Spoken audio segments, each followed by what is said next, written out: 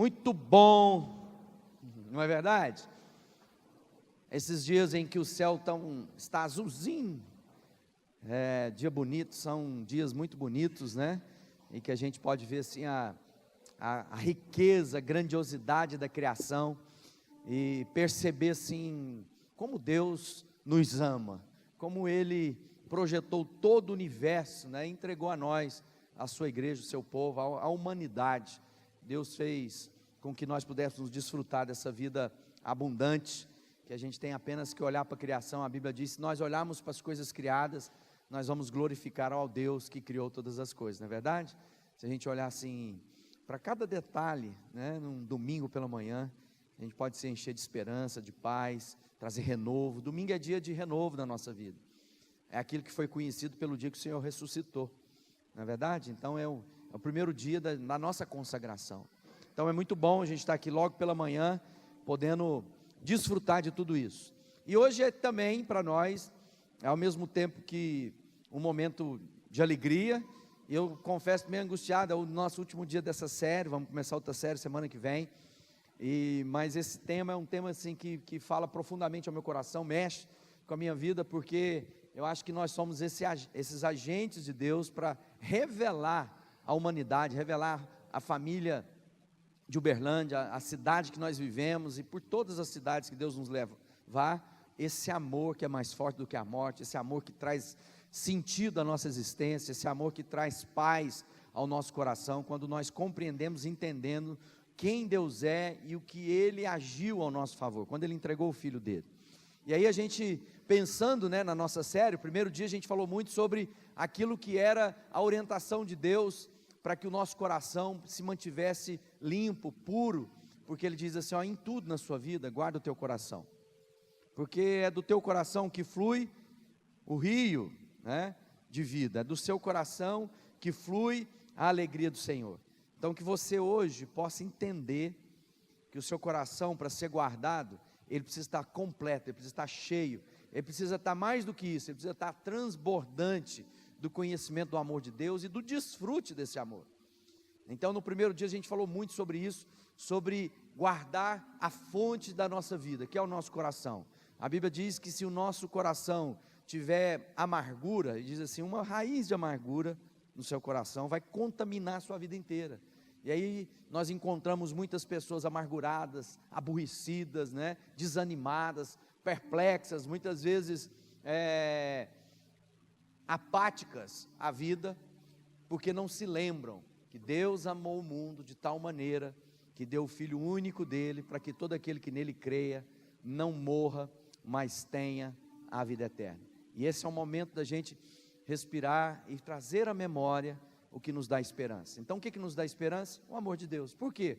Porque agindo Deus nada impedirá, Deus tem planos bons ao meu respeito, ao seu respeito, então por isso agora eu posso descansar em paz, eu posso enfrentar a vida e as dores que por acaso eu tenha que enfrentar, sem medo. Por quê? Porque Deus me ama, e no final Ele diz que vai completar a obra que Ele começou na minha vida. Então a gente luta, a gente se esforça, a gente se disciplina, mas de tudo nós temos que aprender a descansar no amor de Deus. E às vezes tem muita gente cansada, sabe por quê? Porque está lutando e não percebeu que às vezes tudo que Deus quer é que você se assente por um instante e diz assim, fala comigo, abra seu coração, fala comigo, abre seu coração. E às vezes você está enfrentando um mundo natural sem a percepção de que há um complô no mundo sobrenatural e espiritual contra a sua vida, e que isso é ganho no jejum, na oração, essa casta que muitas vezes diz a palavra de Deus, que só sai com o quê? Com oração e com jejum, a nossa percepção da vontade de Deus, né? Nada, fala para quem está do seu lado aí, nada pode te separar do amor de Deus, amém? E aí nós passamos, esse foi o primeiro dia, o segundo dia já a gente entendeu o quê? Olha, Jesus diz assim, agora que vocês conhecem o amor do Pai, vocês são o sinal desse amor para a humanidade. Então agora, aquele que me ama, diz Jesus, quem é que ama a Deus? Fala assim, eu amo. Ele diz então, se você me ama, não fica apenas com um discurso de amor, que você agora possa então revelar esse amor à vida da humanidade, na nossa cidade, olhar para a cidade, né, e ver o quê? As pessoas que nela habitam, e que nós sejamos sinais de bondade, de misericórdia, do amor de Deus. Então aí agora ele nos chama a obediência, e a obediência dele diz a respeito a ouvir a sua palavra e colocar em prática o que ele tem para nós. E qual é a palavra que ele tem para nós? Ele diz que nós devemos amar aos próximos como ele nos amou, e que nós devemos agora fazer discípulos de todas as nações. Ele diz que agora nós temos que anunciar esse evangelho a todo tempo, a tempo e fora de tempo, que os nossos lábios, que a nossa vida estejam impregnados da palavra de Deus, que ao transpirar, ao abrir os nossos lábios, saia a mensagem de boa nova para todo o povo, que nós sejamos agentes de anunciação das boas novas, de grande alegria para todo o povo. Então ele está dizendo, prega a palavra de Deus, prega a palavra de Deus, e vimos que isso nós fomos comissionados por Deus.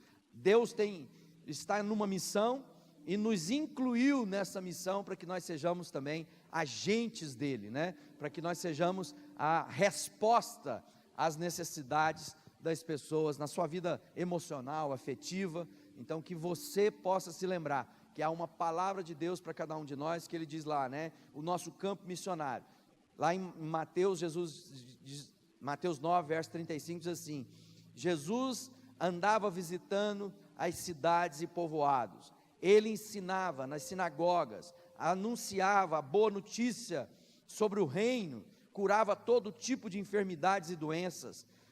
Quando Jesus viu a multidão, ficou com muita pena daquela gente, porque elas estavam aflitas e abandonadas, como ovelhas sem pastor.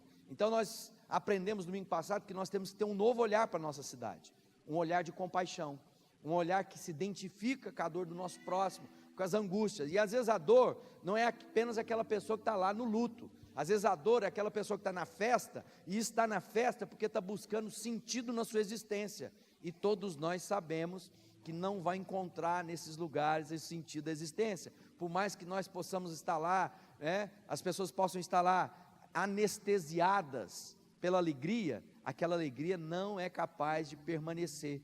Aprendemos semana passada que só o que vai encher o coração das pessoas é o amor de Deus. Então quem é que vai colocar esse amor no coração dela? Quem vai pregar? Quem vai anunciar? Quem vai dizer? Eu e você. Então fala para quem está do seu lado, é você o responsável para anunciar as boas novas. Amém? Amém, Sônia? Está cortando cabelo lá, a Sônia é evangelista, está cortando cabelo falando do amor de Jesus, né? Quantos anos ali, né? Ainda fala para a pessoa, se não ficar boazinha, eu vou dar um corte no seu cabelo, então você escuta o que eu tenho para falar. Assim, usar aquilo que são os seus ofícios, aquilo que é a sua vida, as oportunidades de pregar todo o tempo.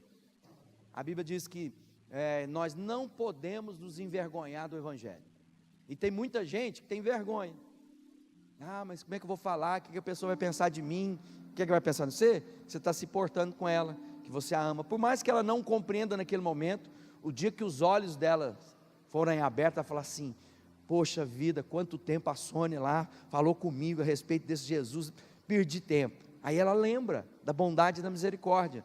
Então, amado, prega a palavra de Deus, prega a palavra de Deus, prega a palavra de Deus. Nós fizemos uns adesivos do Amor é Mais, para a gente colar nos carros. Então você leva o adesivo, cola lá na traseira do seu carro, todo mundo que parar no sinaleiro vai ver lá, o amor é mais, o amor é mais, o amor é mais, e vai ficar curioso para saber, que história é essa do amor é mais? Aí um dia você vai poder dizer, deixa eu te explicar o que é. É muito mais, um amor infinitamente maior do que aquilo que você é capaz de pedir, pensar e imaginar que Deus tem para você. Quem tem desfrutado desse amor? Então seja uma pessoa apaixonada nesse Jesus, para contar para todo mundo de forma prática, né? Para dizer, para lembrar, para trazer à memória as pessoas que há um caminho infinitamente melhor do que qualquer outro caminho que ele tem. Então, meu irmão e minha irmã, prega a palavra de Deus. Lá em Timóteo diz assim, na presença de Deus e de Cristo Jesus, que julgará todos os seres humanos, tanto os que estiverem vivos, como os que estiverem mortos, eu ordeno a você, com toda firmeza, o seguinte, por causa da vinda de Cristo e do seu reino, pregue a mensagem e insista em anunciá-la, seja em tempo, ou certo ou não, procure convencer, repreenda, anime e ensina com toda paciência. Então Paulo escrevendo a Timóteo, ele está dizendo, prega todo o tempo na sua vida. E a gente se lembra do Francisco de Assis, que dizia, prega o evangelho o tempo todo, e quando necessário for, use as palavras. Então, é no zelo, é no cuidado, e é justamente sobre isso que a gente quer aprender hoje, né, do nosso terceiro dia. Então, uma vez que eu entendi que eu fui amado por Deus, e que agora eu respondo esse amor amando como Ele me amou, e aí Ele diz que para mostrar o meu amor por Ele, eu preciso agora obedecer aquilo que são as orientações, o mandamento dEle para a minha vida. Então significa o quê? Que Deus amou de tal maneira, e aí Jesus diz, e assim como Ele me amou, como Ele te ama, ame o seu próximo. Então eu quero pensar hoje, trazer uma reflexão para nós da seguinte forma, qual a praticalidade desse amor? Porque nós ouvimos que nós temos que pregar, e às vezes a gente imagina que é apenas dizer às pessoas do amor de Deus. Não, agora nós temos que passar pela ação, pela prática da palavra de Deus, ou seja, não apenas um discurso, mas agora ações, vivência, né? A encarnação do Evangelho na minha vida e na sua vida, de maneira que as pessoas, ao verem a nossa conduta, glorifiquem a Deus. Ao perceberem na nossa jornada, elas não precisam ouvir coisa alguma, porque elas vão ler o Evangelho de Jesus na sua vida e na minha vida. Nós somos a primeira Bíblia que as pessoas leem. Aqueles que não conhecem a Deus, quando olham para nós, eles têm que enxergar o quê? A palavra de Deus. Como? Vendo em nós as obras que Jesus praticou. Então nós queremos lembrar um pouquinho da nossa história, né? Nós somos, cantamos aqui mais cedo, nós somos o sal dessa terra, o nosso DNA, isso está lá em Mateus, no capítulo 5, verso 13, diz assim, queria te pedir que você me acompanhasse aí na sua Bíblia, Mateus, capítulo 5, marca na sua Bíblia, essa é a nossa voz profética, né? Quando nós somos chamados do sal da terra, nós somos o sal da terra. Quando Jesus, tratando disso, ele diz assim, capítulo 5, verso 13, vós sois o sal da terra, ora, se o sal vier a ser insípido, como lhe restaurará o sabor? Para nada mais presta senão para ser lançado fora, ser pisado pelos homens. Verso 14, vós sois a luz do mundo, não se pode esconder a cidade edificada sobre um monte, nem se acende uma candeia, uma vela, para colocá-la debaixo do alqueire, da mesa, mas no velador que se coloca, e alumia a todos que se encontram na casa. Assim brilhe também a vossa luz diante dos homens, para que vejam as vossas boas obras e glorifiquem ao Pai que está nos céus. Olha só qual é profunda essa palavra para nós. Está dizendo, olha, primeiro, se você é sal, você tem que trazer sabor na vida das pessoas, porque sal perdeu o sabor, ele não serve para nada. Mas é interessante que na química, na consistência do sal, o sal nunca perde seu sabor. Então ele está dizendo, aquele que é sal, e esse sal tem que trazer a revelação de que é aquele que traz sabor, que traz conservação, é curador. Sal tem muitos elementos importantes. Eles dizem que na química, um dos elementos mais importantes, a gente às vezes fala lá, né, água, fogo, tal. O sal é o elemento fundamental para a existência do homem. É onde a nossa sinapse, ou seja, os elementos do nosso cérebro precisa do sal no nosso corpo para poder ter a sua reação química. É um elemento abundante na natureza, que se a gente pegasse todo o sal do mundo, olha só que interessante, empilhasse, dava uma camada de 50 metros sobre todo o planeta. Interessante, né?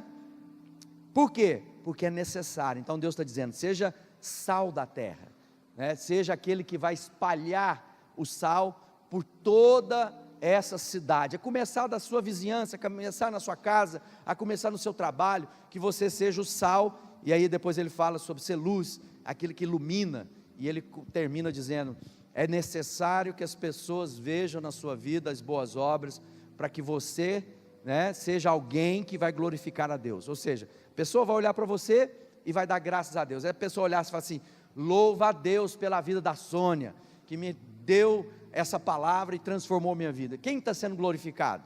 A Sônia ou eu? Não, Deus. glorifica a Deus através das suas ações, que as pessoas podem dar lá graças a Deus. É uma mãe que está orando porque o filho está com fome, e você foi aquele que bateu na porta e levou a cesta básica, e aquela pessoa vai estar lá na casa dela e fala assim: Deus ouviu as minhas orações. Ou seja, foi um sinal de Deus a necessidade do meu próximo. Então, para isso, o que eu preciso? Eu não posso estar distraído na minha vida, eu não posso estar andando na cidade como quem não tem entendimento. Nós precisamos olhar para a cidade com o mesmo olhar de Jesus, Jesus olhando e diz que ele tinha compaixão das pessoas. Essa questão agora de colocar a mão na obra, de não ser apenas um discurso, porque muita gente é bom de discurso, uma verborreia, né, esse nome esquisito, essa falação demais, e tem pouca praticalidade na sua vida, porque a palavra de Deus diz que se eu não fizer o bem, que eu sei que eu tenho que fazer, eu sou pior do que aquele que está fazendo o mal. E nós somos o sal da terra. A história do sal da terra, como igreja, começa com uma banda, um conjunto naquela época, e quando o conjunto, esses jovens saíam para fazer evangelismo, e quando começaram a se organizar, a primeira coisa que foi fundada foi uma missão filantrópica, chamada Missão Sal da Terra, que naquela ocasião começou a cuidar de um patronato, depois de uma creche, e agora nós temos a Missão Sal da Terra com várias parcerias, são mais de 1.300 colaboradores, trabalhando diretamente na assistência da cidade de Uberlândia, e agora em Araguari, trabalhando lá em Aparecida do Goiânia, onde a gente está começando um trabalho de parceria com a prefeitura lá também. Muitas obras, são 5 creches, são casas de passagem de crianças, são as UAIs, né, ou UPAs, como é que eles querem chamar agora, cada dia eles chamam de um nome, essa ação prática de colocar a mão na massa, ou seja, nos engajar na transformação social da cidade, e não apenas olhar para a cidade e ficar lá dizendo, alguém tem que fazer alguma coisa.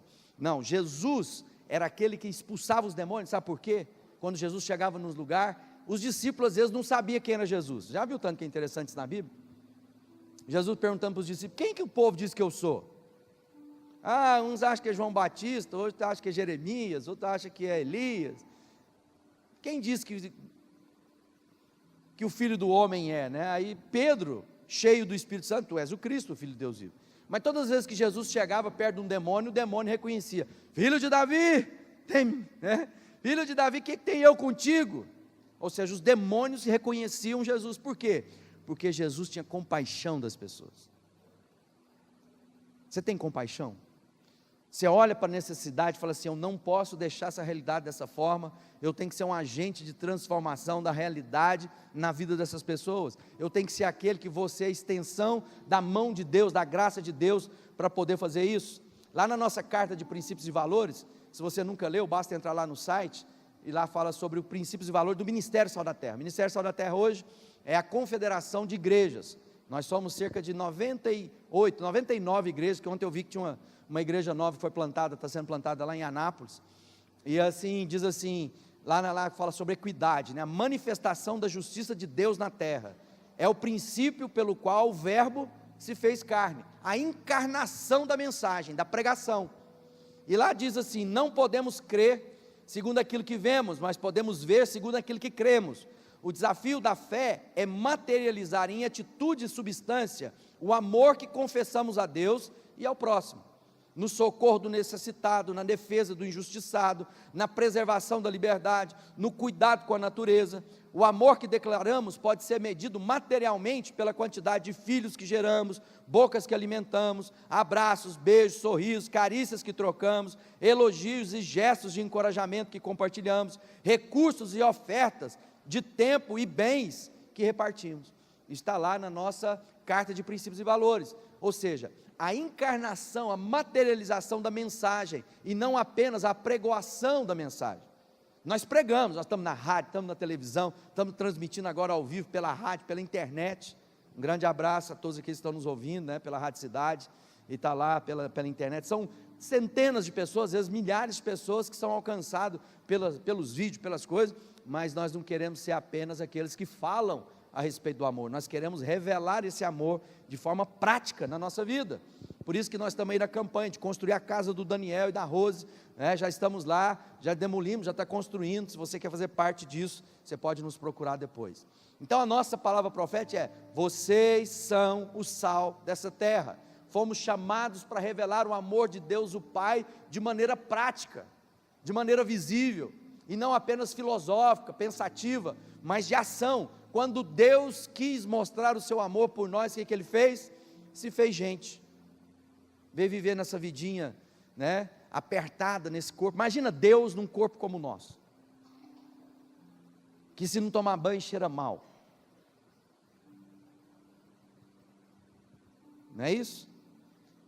Que cansa, que dá dor de barriga. Deus nesse corpo é um sacrifício. Aquele que era onipresente, Jesus se fez gente. Para quê, amado? Para demonstrar de forma prática o amor que Ele tem por nós. Deus não apenas disse do céu que nos ama, Ele veio em uma missão de reconciliação comigo e com você. Então o amor do nosso Deus. Por isso que lá em João diz assim: meus filhinhos. Esse é o filho do trovão. Olha o que é uma pessoa transformada em Deus. Esse é aquele que diz: Deus, vamos pedir para descer fogo e matar esse povo que não está com a gente aqui. Esse mesmo João está dizendo assim: meus filhinhos, o nosso amor não deve ser somente de palavras e de conversa, deve ser um amor verdadeiro que se mostra através de ações. Meus filhinhos, ele está fazendo um apelo, ele fala assim: meus irmãos, meus amigos, meus queridos, companheiros do caminho, quero dizer uma coisa para vocês: nós não podemos ficar só no discurso, nós devemos traduzir esse amor numa linguagem materializada, encarnada, de ações e atitudes práticas. Quais ações? Aquilo que a gente leu, né? No socorro ao necessitado, na defesa do injustiçado, na preservação da liberdade. Presta atenção numa coisa: vivemos em dia de conturbação, momento político complicado, ele não sabe quem vai sobrar, aonde até isso vai chegar. Vivemos dias em que a maldade tem se multiplicado, está na Bíblia. Vivemos em dia que a violência está absurda. Vivemos em dia que cada um quer levar mais vantagem do que o outro na sua vida. Mas a Bíblia diz que nós devemos ser defensores da liberdade, inclusive de culto. Então, amado, nós não queremos ser aquela igreja que fica falando que tem que fechar o culto dos outros, das outras religiões. Não, todo mundo tem que ter a liberdade de expressão do jeito que achar, por mais absurda que a gente possa encontrar, porque é só o amor de Deus que vai transformar, e não uma lei para transformar quem que seja. A história mostra que isso nunca vai funcionar. Por isso que lá em João diz: queridos amigos, amemos uns aos outros, porque o amor vem de Deus. Quem ama é filho de Deus e conhece a Deus. Quem não ama não conhece, pois Deus é amor. Foi assim que Deus mostrou o seu amor por nós. Ele mandou o seu único filho ao mundo, para que pudéssemos ter vida por meio dele. E o amor é isso: não fomos nós que amamos a Deus, mas foi Ele que nos amou e mandou o seu Filho, para que por meio dele nossos pecados fossem perdoados. Assim se foi, amigos, se foi assim que Deus nos amou, então nós devemos amar um ao outro. Ou seja, por amor desceu do céu e morreu por mim na terra, e assim serei. Se posso viver, né, também morrerei por Ele. Dar a nossa vida, revelar o amor de Deus, né? Então nós temos que ser esse agente de Deus, e quem conhece a Deus ama. Então não tem jeito de eu andar na minha vida olhando para a necessidade do outro e ser indiferente a isso, porque se eu amo a Deus, eu tenho agora os mesmos valores e os mesmos sentimentos que estava sobre Cristo Jesus, e agora nós devemos agir segundo aquilo que esse amor me impulsiona, me dirige, me conduz. Nós estamos, nessa sexta-feira a gente teve o lançamento do Resgate Uberlândia, e a partir de amanhã você vai ver todas as postagens lá da oração. São 31 dias de oração pela cidade, que culmina com grande festa de adoração, que vai ter o Fernandinho lá no Camaru, né? E o Conselho de Pastores mobiliza todos os anos 30 dias de jejum, 31 dias de jejum e oração pela cidade. Então você vai receber lá um motivo de oração pela cidade. Mas mais do que isso, o que nós vamos fazer? Uma grande corrente de transformação da cidade, essa ação, esse amor que transforma. Então, aí o Fernando, que é o presidente do Conselho de Pastores, ele falou assim: esses dias eu estava lá com Deus e Deus me deu um exemplo. Ele falou para mim, eu ia pagar a conta de 3 pessoas naquela semana. Eu ia encontrar um jeito de pagar a conta de alguém. Aí disse que estava no sacolão, uma mulher na frente, e ele lá com as compras dele, a mulher foi passando, de repente, a hora que fechou a conta, o dinheiro dela não dava. Aí ela começou a tirar coisa da sacola, para poder dar o dinheiro, foi tirando. Aí Deus falou para ele, aí está a sua primeira conta para pagar. Aí ele virou para a mulher e falou assim, deixa eu falar com a senhora, só me permite, eu vou pagar a conta da senhora. Que isso, você nem me conhece. Ele falou, não, mas não é uma questão de eu te conhecer, eu vou pagar a conta da senhora, pode voltar todos os legumes e as verduras que a senhora está tirando aí, eu não vou pagar apenas o excedente, vou pagar a sua conta. Então e a mulher ficou, no mínimo, o quê? Espantada. Não, meu filho, onde é que você mora? Depois eu vou te pagar. Ele falou, a senhora não está entendendo, eu vou pagar a conta, senhora. Então talvez se cada um de nós pagássemos a conta de 3 pessoas nessa semana ou nesse mês, talvez nós poderíamos criar um impacto muito mais forte na vida das pessoas, de prática, do que nós seríamos capazes de imaginar. Porque as pessoas iam para casa e falavam assim, encontrei um crente louco. O que foi? Não, um louco, eu estava lá na fila do mercado, ele pagou minha conta. Essa pessoa nunca mais vai esquecer essa mensagem de amor. Não é verdade? Ela vai estar contando isso para os filhos, depois para os netos, falar assim, eu lembro uma vez, estava lá no sacolão, e um rapaz, descobri que ele era pastor, ele entregou lá para mim, e pagou minhas contas. Deus faz coisas assim. Às vezes a gente fala assim, Deus, eu estou precisando, envia alguém para me ajudar, e às vezes Deus está dizendo, primeiro eu vou te enviar para ajudar alguém. Não é verdade? Às vezes fala assim, você já viu que esse testemunho, caiu um dinheiro na minha conta, não sei nem o que é, Deus proveu. Às vezes Deus quer te usar para prover na vida daquele que nem te conhece. O amor em ação, o amor prático. Quem sabe nós não possamos fazer dessa forma nesse mês de agosto. Escolher pessoas para fazer o bem, para dar uma carona, para ajudar, para carregar, para dar o lugar na fila. Entendeu? Aquelas ações que as pessoas possam dizer, por que você está fazendo isso? Porque nos dias de hoje as pessoas estão sempre esperando, né, se proteger com alguém que quer tirar vantagem dela. Mas se nós fôssemos aqueles, né, sal da terra, que tivesse influenciado, né, misturado em todos os lugares, de alguma maneira, 3 ações na nossa vida pudessem transformar a forma que as pessoas veem o Evangelho ao nosso redor. Seja o cara que coloca o posto, quem sabe da próxima vez que você for comer uma pizza e alguém for entregar, você dá uma gorjeta que é maior do que o preço da pizza. E o cara da pizza fala assim, não estou entendendo, fala assim, Deus mandou para você comprar leite para a sua família. Quem sabe as pessoas possam, né, receber de nós um sinal, uma coisa boba. Ah, pastor, mas eu que estou precisando receber oferta. A Bíblia diz que quem semeia, colhe. Você quer prosperar na sua vida? Semeia, semeia, não pare de semear, semeia. Seja alguém que age de Deus. Ah, está falando que eu tenho que fazer troca com Deus? Não, estou te ensinando um princípio bíblico. E o princípio bíblico lá diz assim, quem semeia muito, colhe muito. Às vezes a gente espiritualiza aqui lá dizendo assim, não, você vai colher isso em bênção, você vai colher isso também. Mas ali Paulo estava falando de uma oferta levantada para os irmãos mais pobres, ele estava falando de dinheiro, e ele estava dizendo qual é a consequência de dar dinheiro para os outros. A consequência de dar dinheiro para os outros é que Deus vai multiplicar o dinheiro na sua vida. Simples assim. Então a gente tem que aprender a usar, né, os instrumentos que Deus nos deu.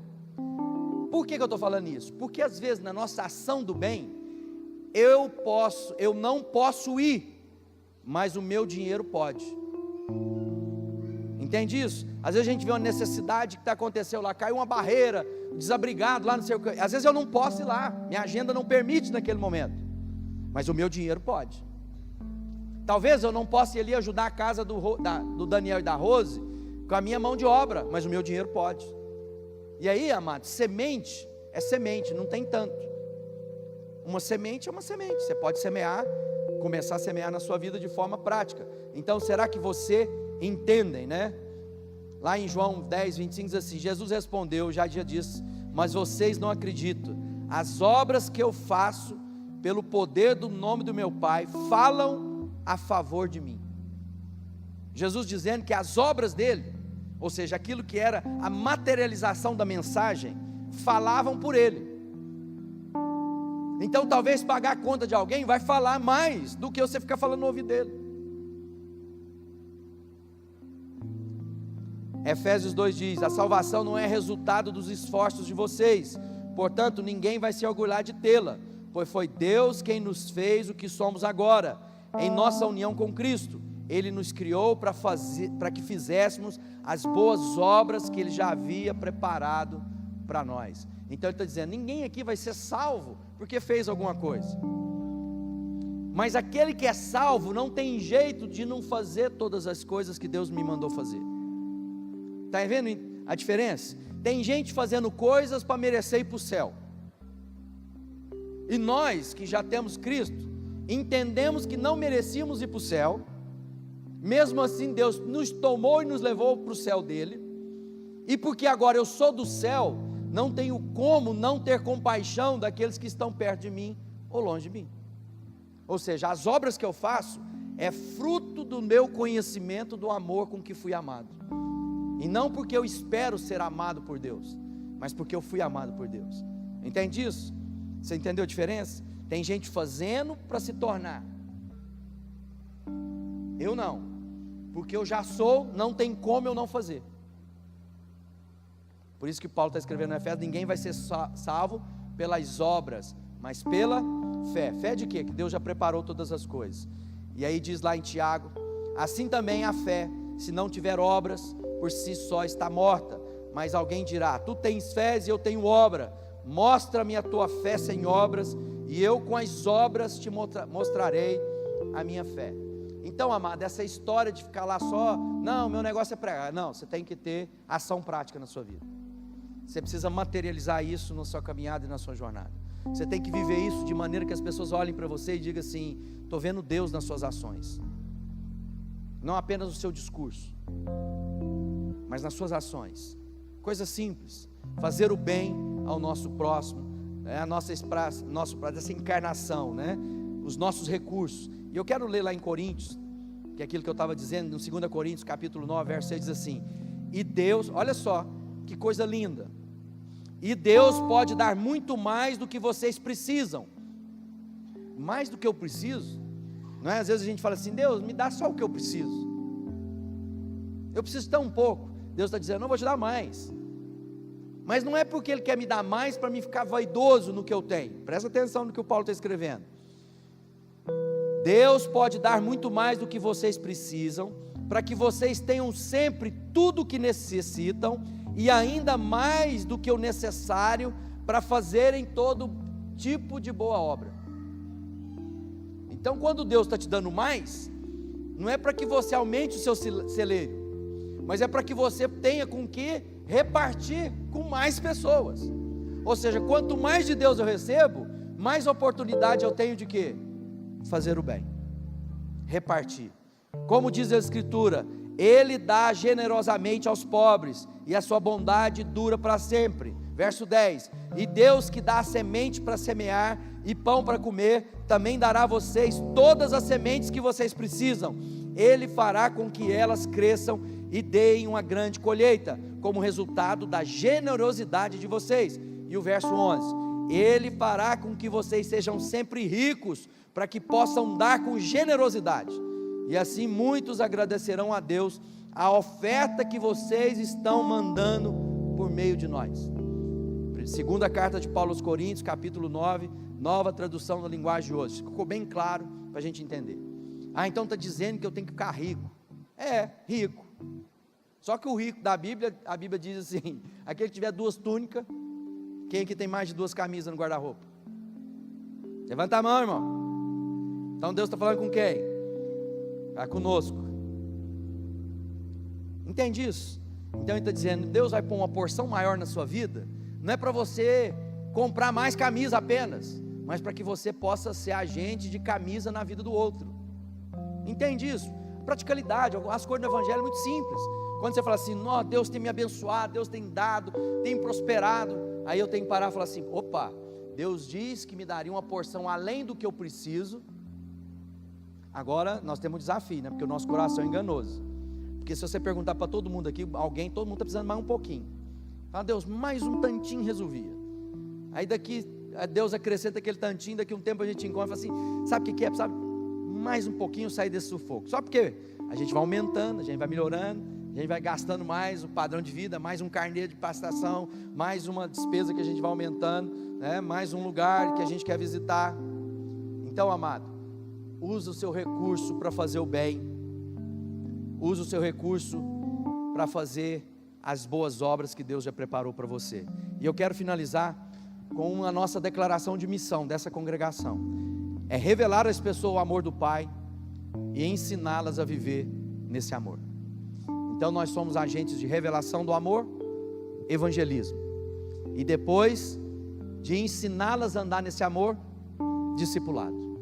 Então nós revelamos o amor e ensinamos as pessoas a caminhar no amor, e nós revelamos esse amor não apenas em discurso, mas em ação prática. Ensinamos não apenas em discurso de sala de aula, mas numa caminhada junto em que a materialização do Evangelho se torna visível na minha vida e na sua vida.